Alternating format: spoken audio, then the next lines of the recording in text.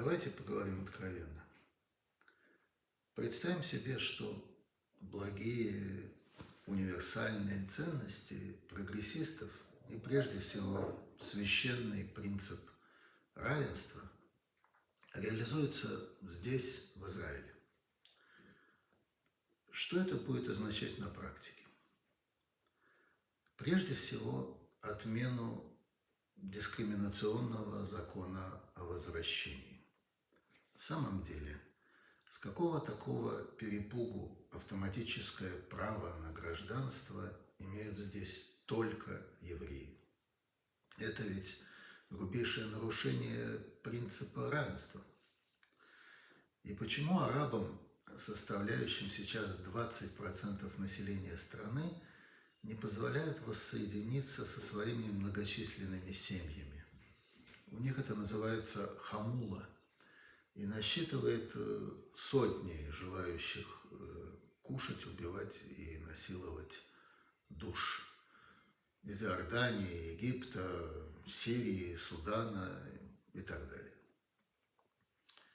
Или проблема беженцев, а вернее потомков первоначальных беженцев в пятом, седьмом, десятом поколении. Их насчитывается уже несколько добрых, вернее крайне озлобленных миллионов. Прогрессистская, то есть основанная на принципе равенства, решение этих проблем вызовет немедленный и экспоненциальный рост арабского населения в Израиле с последующим превращением страны в еще одно арабское государство. Причем чисто демократическим, то есть угодным сердцу любого левого либерала путем. То, что последует потом, возможно, не слишком понравится прогрессивному воспитаннику Беркли или Стэнфорда. Но всегда ведь можно отвернуться, не так ли? К примеру, 80 лет назад успешно отворачивались от Аушвица и Треблинки, Собибора и Белжица, Хелмна и Майданока. Получится и сейчас, никаких проблем. К чему я это все говорю? К тому, что вы должны выбирать одно из двух. Либо универсальные прогрессистские ценности, либо Израиль. Вместе это не работает. Понимаете? Вам придется выбирать рано или поздно. Равенство или сионизм. Прогрессизм или Израиль. Вместе это не канает. Те, кто выбрали сионизм и Израиль, могут оставаться здесь, в этом клипе. Остальные могут идти нахрен. Дальнейшее к ним не относится никоим боком. Нахрен. Ушли?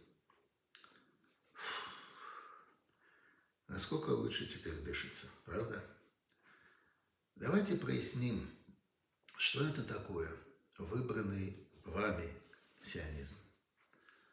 В противоположность необдуманному мнению многих, это вовсе не идеология. Сионизм – это всего лишь задача.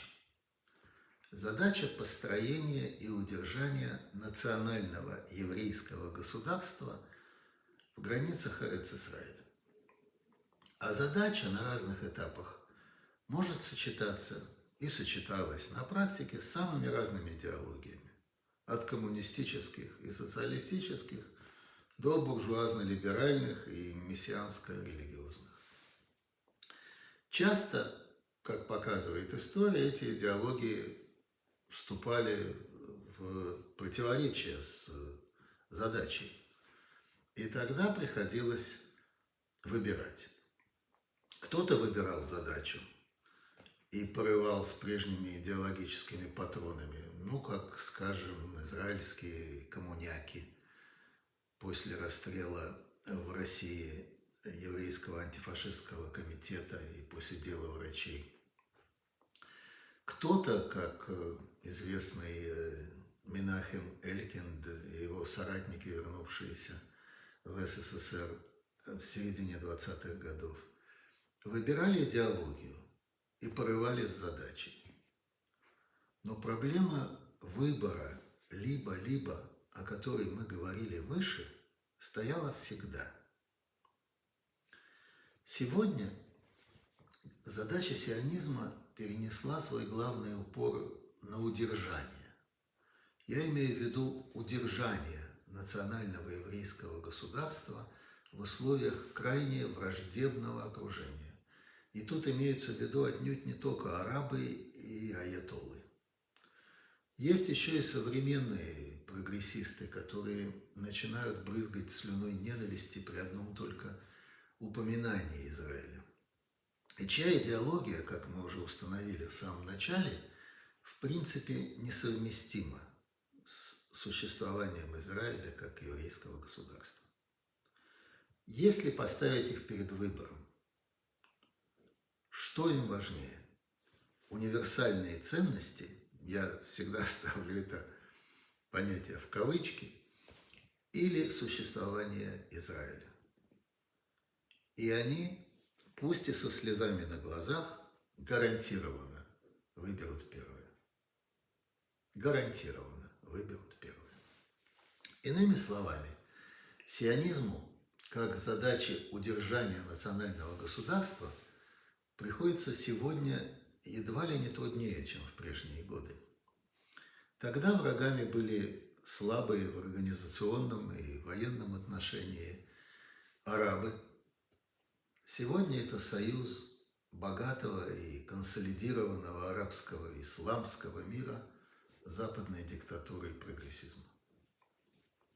Временами кажется, что построить страну было легче, чем удержать ее сейчас, в нынешней крайне непростой ситуации. Как же выполнить эту задачу, задачу удержания страны? И тут мы переходим к главной теме этого ролика. На что может опереться современный сионизм, превращенный леваками и оппортунистами в насмешку, в исторический анекдот, в пустой лозунг?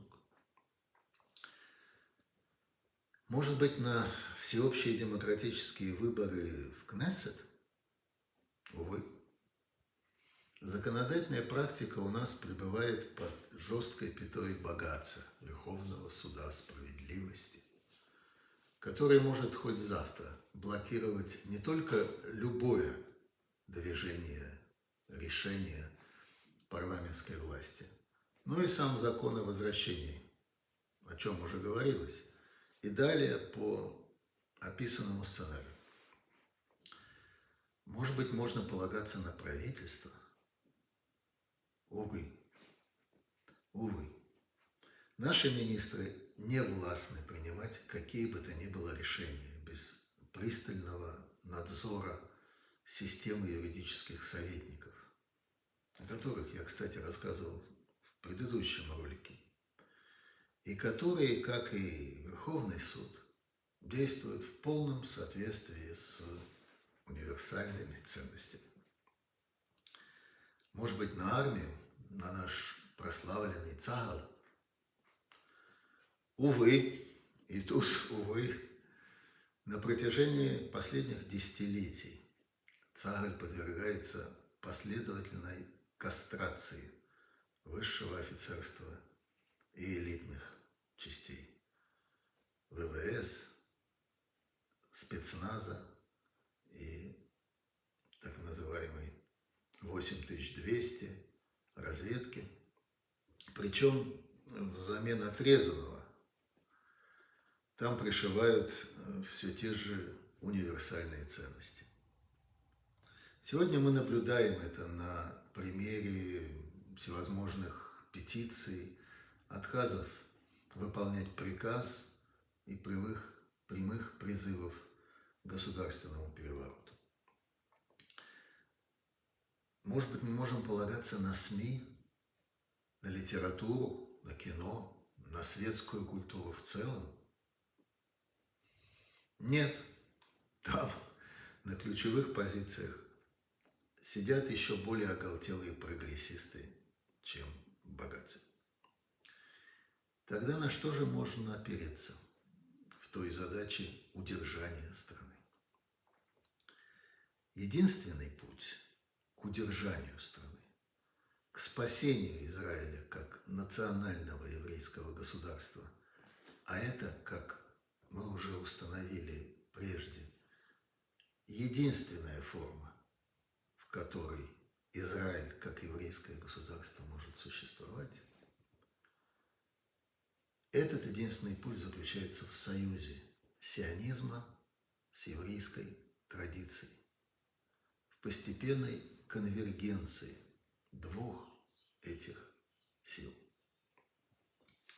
Традиция иудаизма наполняет сионизм еврейским содержанием, сугубо национальным, то есть независимым от универсальных ценностей, и тем самым способствует сохранению еврейского характера государства. Вот так просто. Понимаете? Отказавшись от навязываемых нам губительных универсальных ценностей, мы с вами можем уцепиться лишь за одну единственную доску, за свою национальную традицию, которая, ничего не поделаешь, существует в настоящий момент лишь в одном и только одном виде – в виде религии, в виде многовековой традиции и практики иудаизма. Иными словами, традиция – это единственный выход, единственное спасение для сионизма. Но и сионизм – единственный выход для традиции в современном мире. Видите ли, какое дело? Они отчаянно нуждаются друг в друге. Сионизм как государственная, то есть политическая, современная по своей сути задача не позволяет традиции замкнуться, закуклиться в душном мирке, в отрыве от действующих цивилизационных процессов. Без сионизма традиция быстро, в течение нескольких десятков лет, превратится в россыпь сект типа Сатмарской и будет быстро терять молодежь, пока не отомрет естественным путем. Повторю, ибо это очень важно. Сионизм без иудейской традиции мертв, что делает невыполнимой и задачу удержания Израиля. Ставит Израиль на маршрут, завершающийся исчезновением с карты мира. Но и традиция без сионизма обречена на гибель, на отрыв от современности, на уход молодежи. Получается, что сионизм и иудейская традиция могут выжить только и исключительно вместе, в крепком, неразрывном единстве. Их конвергенция происходит на наших глазах. Не следует думать, что тут вы слышите призывы к государству галахи. Это не так. Происходит конвергенция, происходит взаимопроникновение одного в другое. Прежде всего, это, конечно, вязаные кипы, религиозные сионисты, которые на практике соединяют традицию с полной интеграцией в механизмы современного государства. Это и кардинальное изменение роли женщин в ультраортодоксальной среде, их резко возросшая общественная активность. Это еще и сефарды, которые с наследственным подозрением относятся не только к арабским соседям, но и к универсальным ценностям. Именно там, в сефардской среде, трогательная верность еврейскому быту, праздникам, кухне, обычаям и правилам сочетается с разрешительным толкованием мицвот галахи. И все это вместе тоже может служить еще одним примером и формой конвергенции. то же время ни вязаные кипы, ни сефардская форма традиции не протянули бы долго без наличия мощной базы ультраортодоксального иудаизма. Тех самых странно выглядящих людей в черных лапсердаках, штреймлах и пейсах. Именно там, в условных Бней-Браке, Цфате и Меа-Шеарим, пребывает живой и действенный источник религиозного авторитета. Этот треугольник – ультраортодоксы, вязаные и сефарды – представляет собой единую живую систему, пронизанную сложными связями, коллизиями и соглашениями. Эта система постоянно развивается, преобразуется и в итоге непременно придет в состояние намного более приемлемое, чем сейчас, если смотреть с точки зрения обеих сторон, в том числе и с точки зрения секулярных граждан Израиля. Ясно одно. Без этого треугольника Израилю не жить. Без этого треугольника Израилю не жить. И я советую очень хорошо подумать об этом тем моим весьма недальновидным соотечественникам, которые наивно полагают, что красные ботинки десантника из кибуца смогут защитить страну без помощи штреймла ешеботника из Бней-Брака. Необходимы и важны оба. Повторяю, необходимы и важны оба. Пожалуйста, запомните это и запомните хорошенько. Если, конечно, не хотите, чтобы ваши правнуки или даже внуки с чемоданом в одной руке и перепуганным ребенком в другой штурмовали последние эвакуационные суда, отчаливающие из Хайфского или Ашдодского порта. Спасибо.